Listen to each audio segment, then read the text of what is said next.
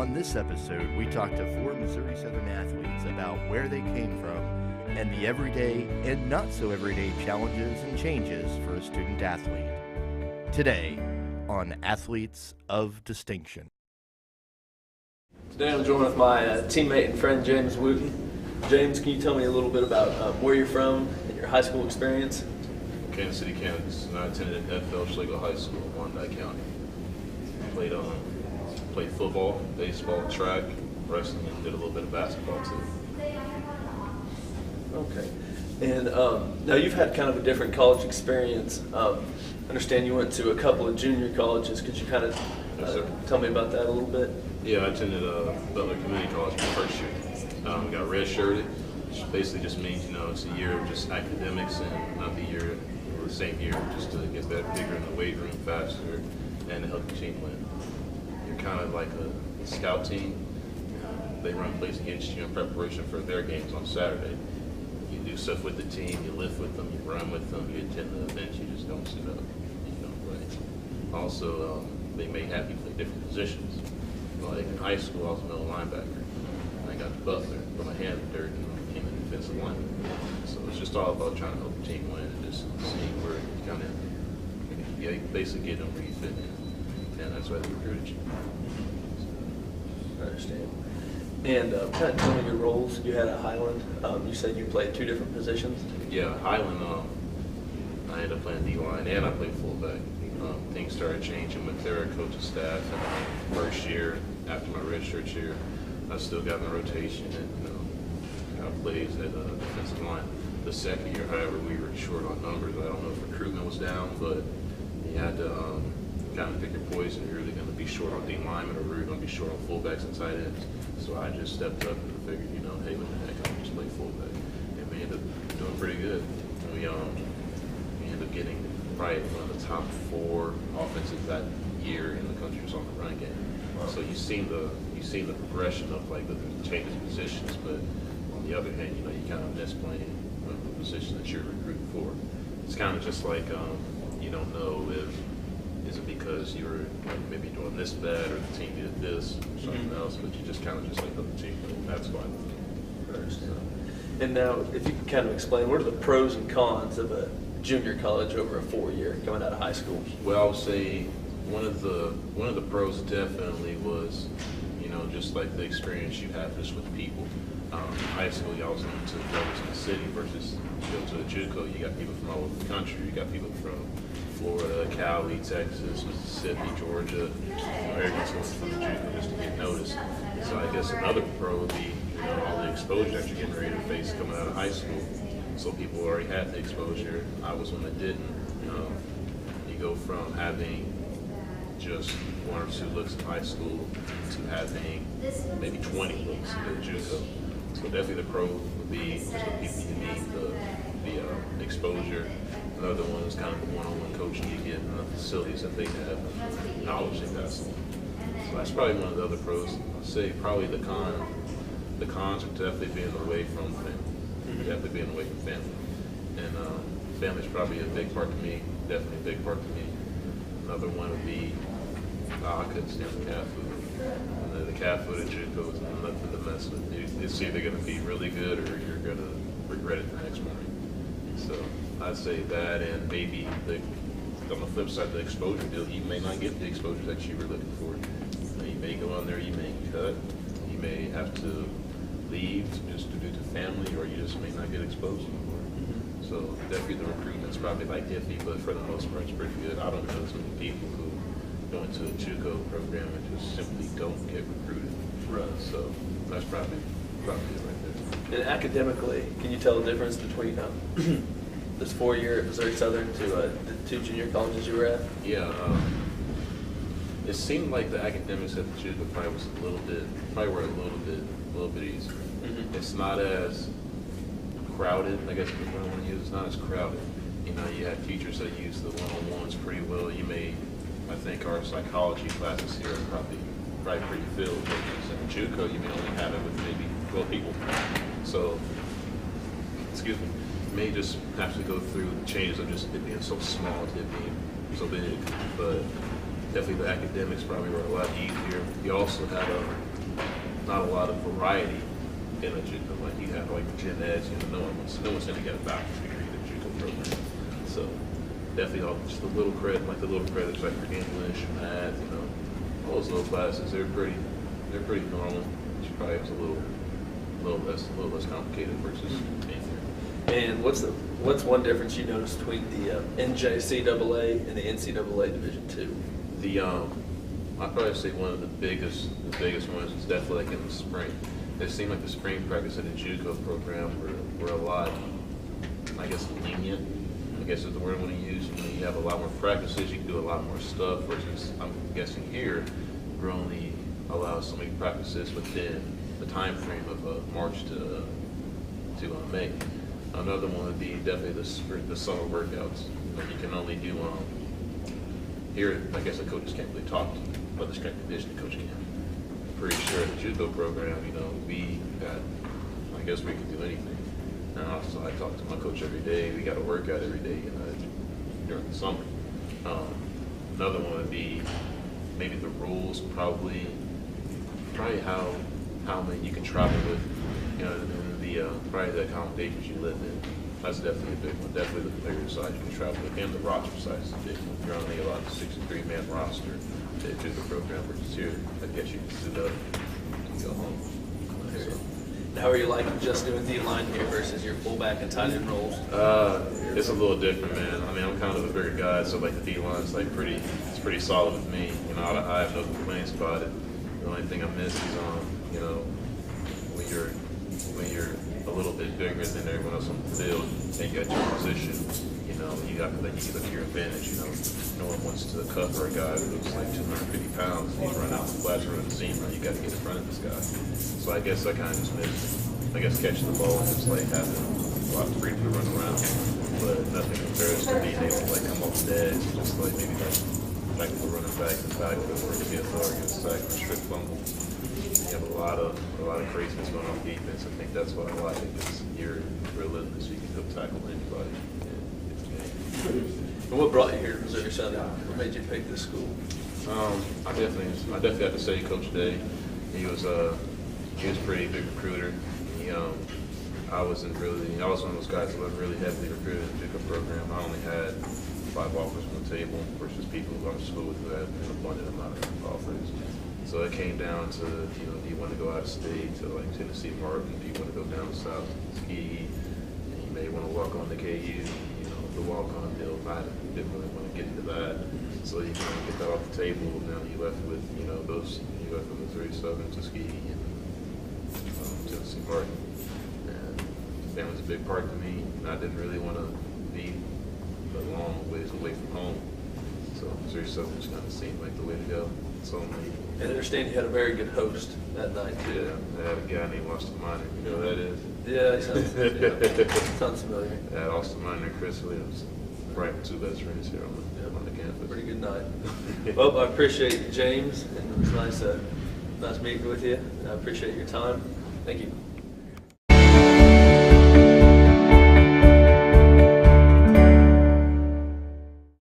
Today I'm here with Jeremy Boykins, a Missouri Southern football player. Jeremy, I want to thank you for taking the time to sit down and talk with me today. And first, can you tell the audience a little bit about yourself? I'm 21 years old. I was born and raised in West Palm Beach, Florida. Grew up in a 2-parent home until I was 16. Kind of grew up in a rough neighborhood, a lot of gang violence, a lot of drugs, stuff like that. So I went to like 4 different elementary schools. I went to Roosevelt Middle School, and then I went to William T. Dwyer High School, 2-time state champion. And then after high school, I wanted to go D1. I had a couple of D1 offers, but it just didn't work out with my grades. So I ended up going to JUCO in Minnesota. Okay, so what made you want to start playing football in the first place? My granddad played at Florida State, and he always told me, like, I can see you playing football. My first love was always basketball, but after my granddad passed, I kind of took football more serious because that's what he wanted me to do. So that kind of what fueled the fire for football. Okay, so you said that you went to JUCO in Minnesota. Can you tell me a little bit about your experience there?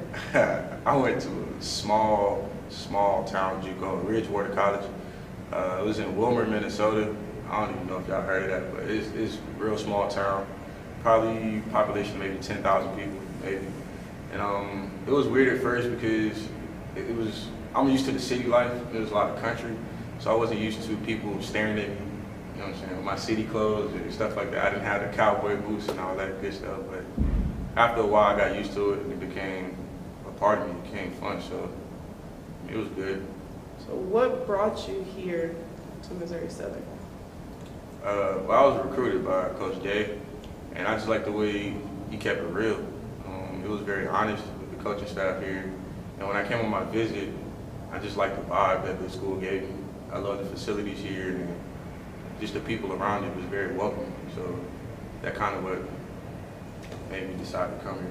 It was tough at first, but I think I made the right choice. Okay, I hear a lot about Coach Day.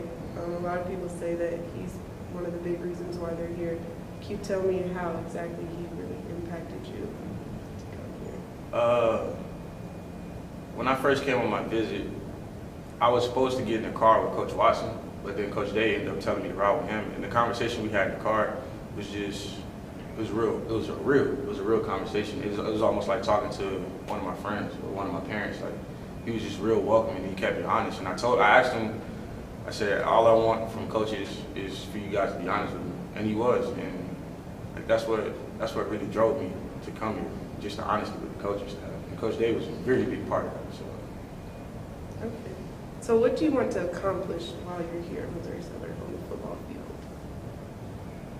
On the field, just become a better athlete. I mean, we all have that dream of playing in the NFL. And that is a dream of mine, but just to develop as a player and as a man. And football it's a physical sport, and a lot of times people just think, oh, you can go to the NFL, but a lot of times, a lot of people don't know football builds character, and it takes a lot for you to come out here after a long day of class and put your all into something. So it builds character, and that's what I want to get out of, just become a better man. Okay. So my last question for you is, if it wasn't for football, where would you be today? Honestly, I'd probably be somewhere in trouble. Honestly, football kept me out of a lot of trouble. It allowed me to channel my anger. So without football, I wouldn't be in college, and I would probably be somewhere doing something I'm supposed to be doing. So. Well, we're glad to have you here as a part of the Missouri Southern family. Again, I want to thank you for taking the time to sit with me, and thank you guys for listening.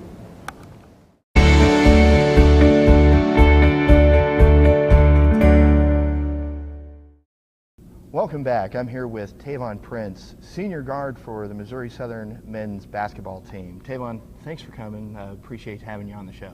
Thanks. I'm glad to be here. Great. Now, you actually come from Canada. Yep. You grew up in Toronto.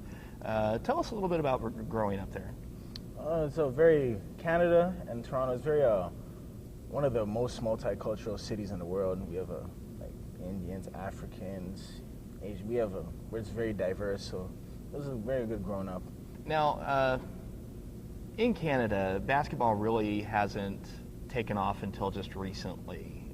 Being a young player growing up and playing basketball in Toronto, I mean, how did that come about? I mean, it had to have been difficult for you to, like find venues to play or to find people to support you, like coaches and things like that. How did you manage through that?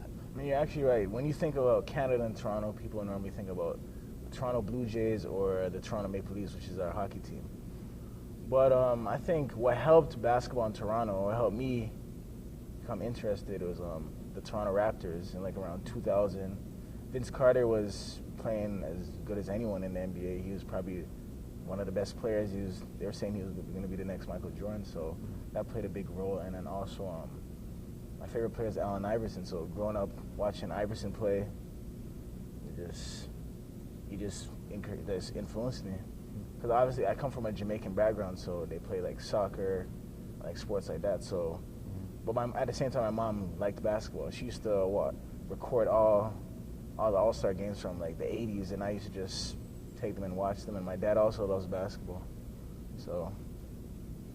So you had some people that you looked up to, some idols in the NBA. Yeah. As far as playing, though, as a youngster? You know, where did you play? I mean, there couldn't have been a whole lot of gyms and things like that that you could play in. So what did you do? Earlier, I wasn't really in the gym. I used to just play outside, like park basketball, basically, like at the playground. Mm-hmm. And then eventually, when I just caught onto a good club team, that's when I started playing in the gym. But majority is just straight outside on the park. Mm-hmm. So my friends, that's mainly it. So street balling, as you would say. That's how it started. Yeah. And now, were there a lot of these club teams that you were able to that you could play in, or? I mean, there was a few, but I caught on to that type of basketball, organized basketball. I didn't start playing organized until like 8th grade, 9th grade. I used to play at elementary, but that was just for fun. And just run up and down, not knowing what's going on. But I really started playing club basketball around like 8th and 9th grade.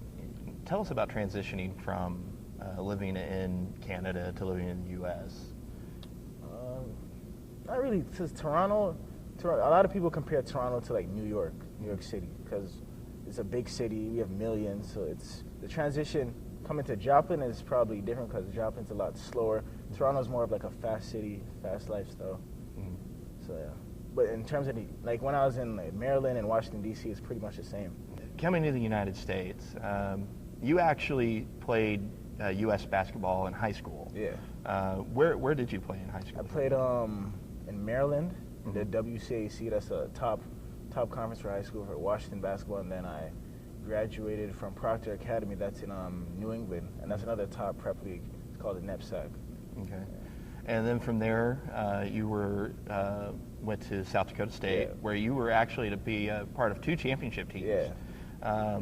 What was that like for you, being able to play at that level? That was a great experience, man. Got to win 2 championships, played in NCAA tournament twice. First year, played against Baylor. The second year against Michigan. I got to play with one of like the best point guards I ever played with, Nate Walters, which really helped me grow as a player. To see him accomplish so many things really helped me. So I played under a good coach, Coach Naki. Mm-hmm. How do you think that experience at South Dakota helps you here at Southern? I think I bring a winning tradition, because throughout my whole life I've been a winner. So I think by winning those 2 conference championships and being able to play in the NCAA tournament, I think I bring that winning spirit to the team, or that winning, what's that word? That's been just a winning, I just bring winning to the team. Yeah. Yeah. And so you have that mentality. Yeah. Do you consider yourself a leader on this team, or? I think I wouldn't say I'm the most vocal leader, but I think I lead by my action, but what I do. I think I'm that type of leader. Let's talk about your transfer from South Dakota State. You were playing Division I ball, were on a championship team. Yeah. What made you decide to leave that and come here? I mean, don't get me wrong, I had 2 great years there and I learned a lot, but I just felt like I wasn't maximizing my potential there. So I felt that God would put me in a situation where I'm maximizing my potential and showing everything I got. Mm-hmm. So that's what brought me here. Was there something about Missouri Southern in particular that interests you, or?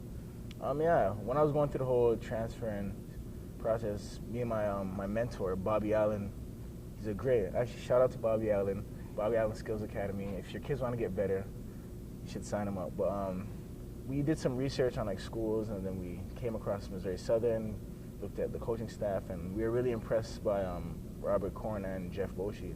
And I knew, after talking to Jeff Boschee, we knew he was going to become the head coach, so we thought, hey, he was a great player in his day.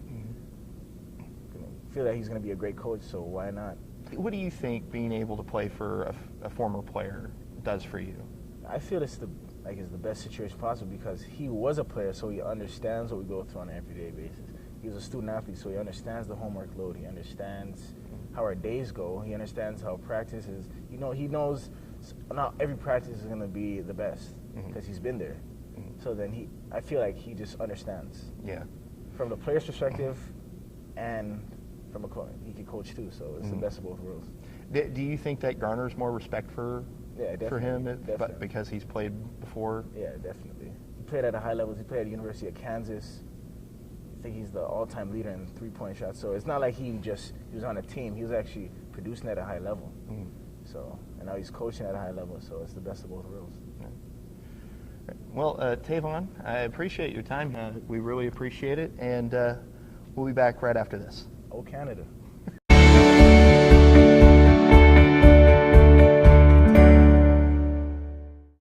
Good afternoon, I'm Darian Beret, and I do have a special guest with us here today. She is an inspirational runner. Please introduce yourself.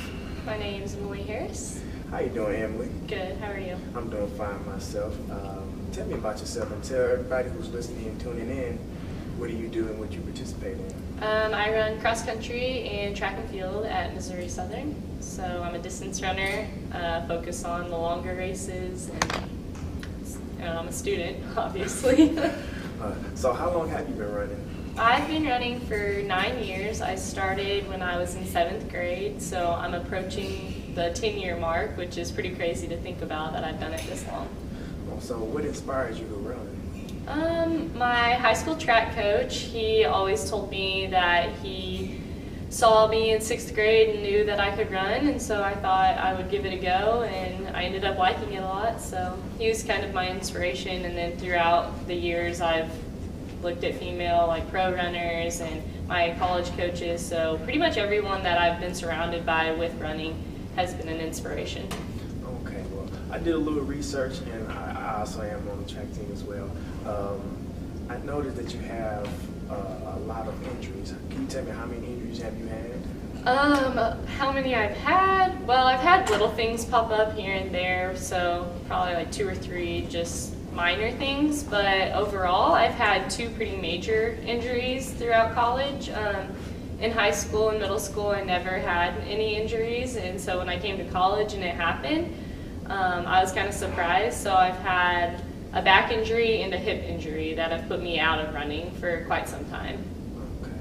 So for the people, well, for the athletes who get injuries and then they just think to give up, did you want to give up when you had those injuries? The first time I didn't want to give up because it was my freshman year, and I was just like, well, I'm hurt and I can come back and I'll be okay. I'm still young, I have a lot of time. But then last year, my junior year, I hurt my hip pretty bad, and I didn't know whether or not I could come back and be okay from that, because I was older and I didn't have really a lot of time to waste on the training. I never, I guess, really wanted to give up, but I knew it was going to be a pretty hard setback, and I didn't know how I would come back and be okay. So I never thought about giving up, no. Yeah, but also saying that you didn't give up also granted you to be second in the nation of Division II for the mile. Yeah. But then you caught the injury right after that. How did that make you feel? It was really one of the biggest down parts of my running, because I was probably the fittest I've ever been, the most fit, and I don't know, it was just like a shock to me, because I was running pretty well and I had finally made it to nationals individually, and then I got second, and I had just kept chasing after the times that I needed to hit, and then to be 3 weeks later have the biggest injury that I've ever had, it was really hard to take that in whenever you're competing at such a high level. So I understand that. Also, I have one more thing to ask you. How do you feel that coming back into the season, what do you want to accomplish? Do you want to reach that same goal, or you want to get around, or you want to go past that goal? Well, starting in August, I guess, I was kind of nervous for cross country, so I kind of approached it just see how it's going to go, do what you can for the team, and we had a pretty successful cross country season. We took second at conference, and we were a brand new team. We graduated a lot of girls last year, so we didn't really know what we were going to get into, and then we placed 7th at regionals, and we just missed qualifying for nationals. But overall, it was such a good year to rebuild and see what potential we have for next year. But as for track, my only goal is to make it to nationals again. Whether or not I can place second or maybe go for first, I don't really care, I guess. Just the goal is going and trying to be in that top 8 to be an All-American, because you have to always take and counter the new girls that are coming in, because people are fast and you're going to always be challenged in running. So whether or not I'm second or whether or not I just qualified, that's a blessing in itself. So what all have you accomplished in college, track and field and in cross country, as far as like awards, medals? Like I said, you got second in Division II for the mile. Right, so that's the only time I've been an All-American, but I've been All-Region twice in cross country. I won the mile at conference last year, and I've been All-Conference 3 other times other than that. So 4 All-MIAAs, 2 All-Region, 1 All-American. Okay, my last question is, what do you want to say to the people out there that are like having that injury or injuries and want to give up? Like, what do you want to tell them, give them inspiration? I would tell them that you should never give up. If you've put time and effort into something, God always has a plan for you. So whether or not it's right then, having that positive reinforcement of like, yeah, I'm doing great, but then things go bad, you just always have to remember, like, it takes time to get where you're going, and it takes a lot of patience. So giving up is the easy thing to do, and I would tell you not to give up and just take the hard path sometimes, because it'll bring great things and show you great people in your life, because I've been blessed with such a great team, and if I would have gave up, I would have never known those individuals, and now I have them in my life, and it's truly a blessing to have them. Well, thank you for coming in and talking with me. I am Darian Beret, and this is Emily Harris. Thank you for tuning in.